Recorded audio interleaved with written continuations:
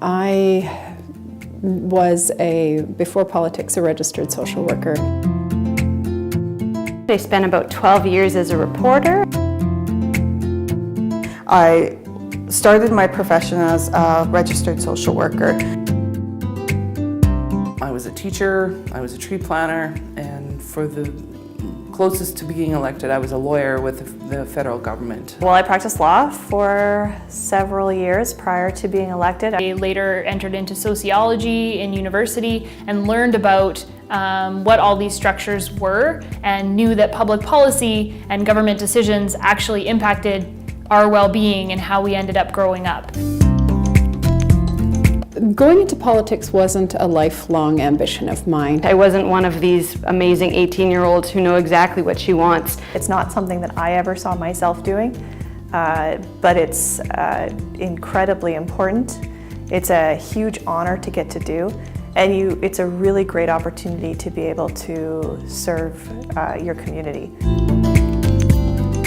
Day-to-day is different. My job changes at the drop of a hat. So sometimes I'm in the legislature, sometimes I'm out in the community. Prioritize my time in the community to meet with community leaders and have a good understanding of some of the strengths and the challenges that we have in our community. We do research into bills that are in front of us. We meet with stakeholders. And it's a lot of being on the run and advocating for people, whether it's constituents or based on specific issues that we're all tasked with. I will make a to-do list and come home at the end of a very busy day and find that I didn't quite hit all the things that I meant to on the list.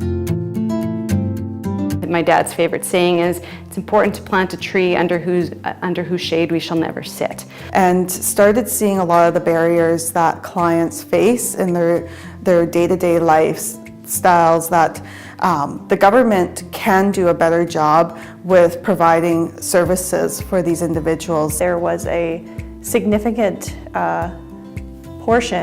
community in our province that wasn't being served and that was actually being hurt by some of the policy measures that were being implemented by the provincial government. But when the budget cuts started in 2014 and I realized that the government was going to start asking for our kids to pay the price for the mismanagement that had been happening in the province, I decided that I couldn't let that pass, so I decided to put my name forward for the nomination.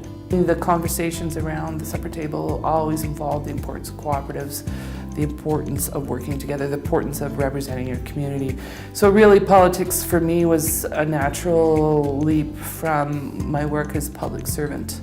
We've now had a female leader, we have a female House leader, we have a female deputy leader, so you just see all of those leadership roles coming to the forefront, and a lot of times it's the women who are dominating the question period, which I find very cool as well. Find what you're passionate about and work towards it. Is to surround yourself with people who will lift you up. People who will encourage you to be successful in your dreams. I think one of the greatest strengths of women is our ability to boost each other up, and I definitely find that within our caucus, but also within the organization of the women who are surrounding us in the NDP. I tell people that they need to pursue the thing that sets their heart on fire. There is a place for you here, and that regardless of the culture that you live in Canada with certain expectations of where women are expected to be, I think I encourage you to push those boundaries a little bit at least and know that you are welcome.